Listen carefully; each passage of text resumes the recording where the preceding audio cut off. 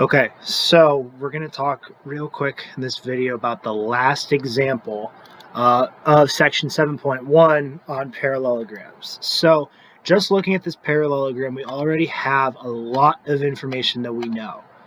So we know that the measure of angle H is 84 degrees. So small little thing when it comes to working with these quadrilaterals. Whenever these quadrilaterals have an arc here, that means that the arc is representing this entire angle, and then that is its angle measure. So even though that 84 is just inside angle JHK, the entire angle H, IHK, KHI, is 84 degrees. Okay, so we know that. We know that the measure of angle JKI is 28 degrees, and again, that's down here. And then we know that the length of GI is going to be 7. The length of GJ is 8, and then the length of KJ is 16, length of IJ is 10. So let's start. So first question is I want to know what is the length of HI. So I want to know what is this length over here. This is just using that property that we know that opposite sides are congruent. Since it's opposite KJ, it's going to have a length of 16. So there's the first part. Second part, we want to know what is GH. So now I want to know what is this. So now that is working with the property that we know that diagonals are bisected by each other. So we know if we look at the other half of the diagonal, GJ has a length of 8. And so these two are congruent, so GH also is going to have a length of 8. All right, third one, KI. So I want to know what is the entire diagonal KI. So this is still working with the fact that we know that the diagonals are bisected. So we also know since GI is 7, KG also has to be 7. So when we add those two together to get KI, 14. We get that. 7 plus 7 is going to give us that 14. So there's all the sides. Now it comes to the angles. And I think that the angles, they can get a little bit trickier. So let's start with the measure of angle KIH. So KIH, if I follow K over to I, over to H, I'm talking about this angle right here.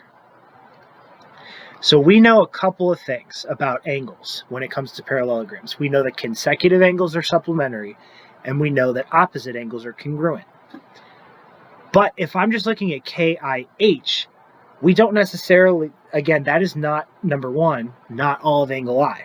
So we don't know, but even if that's the case, we still don't have really enough information right away with those two properties. So you have to actually kind of think about what are the other properties of a parallelogram. So here's something that is going to come up a lot. So if everybody remembers when we talked about parallel lines and transversals, if I drew something like this and I said these two lines are parallel to each other, and then we said, what are the angle measure, or what types of angles are these? What types of angles are these? So we know in a parallelogram that these two sides are parallel to each other. And so basically what's happening is those two parallel lines are being cut by this transversal here. And then if we look at the angles, we have this angle we know is 28, and then we have this angle over here, angle KIH, which is what we're trying to find. KIH, think about that. Right up here, so kind of think about this as KIH, and then think about this angle down here as JKI. And we know that JKI is 28 degrees. So actually, if we have a diagram like this, we have alternate interior angles. And we know that alternate interior angles, when the lines are parallel, are going to be congruent. So I know that KIH in this case is going to be 28 degrees. Again, we have those two parallel sides, and it's cut by that transversal. So those two angles are alternate interior, so they're going to be congruent to each other. So there's for angle KIH. Now let's talk about angle HKI. So now for HKI, I'm now talking about this angle right down here. So HKI, here's what we know. We have angle H is 84 degrees. And HKI is part of angle K. this whole big angle here. It's just a piece of it. But we know that angle H and angle K have got to add up to 80 degrees. 180 degrees. And we know that because they're consecutive in the parallelogram. So the measure of angle H, that's 84. K, we don't know necessarily what it is, but we know that whatever it is, it has to get us to 180 degrees.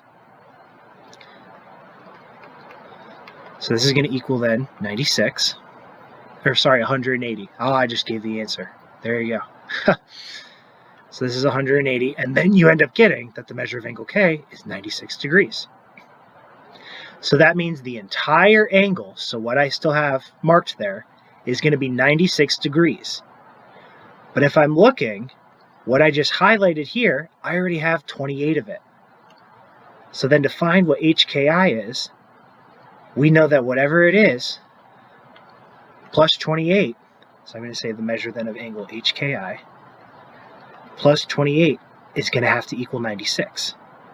So then when you subtract 96 and 28 to get that alone, you get that the measure of HKI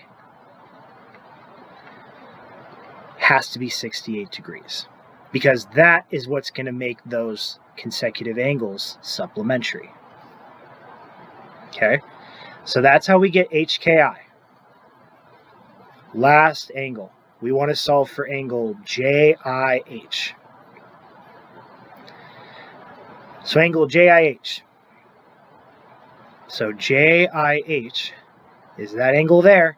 Easy way to think about it, the entire angle, angle I. So you can do this one of two ways. So now we know HKI, we know that that's 68 degrees. You can do one of two things. One, you can use the fact that you know that opposite angles are congruent. So K and I are going to be congruent. So 68 plus 28, we know that that got us, again, 96. So that means that angle I also has to be 96. Or JIH, again, talking about the same angle. That gets us 96. Another way that you could do it is knowing, again, those consecutive angles are supplementary. So I know that angle H is 84. So 84 plus whatever the measure of angle JIH is going to get us to 180. And still, again, you're going to get that exact same answer when you do the algebra of 96 degrees.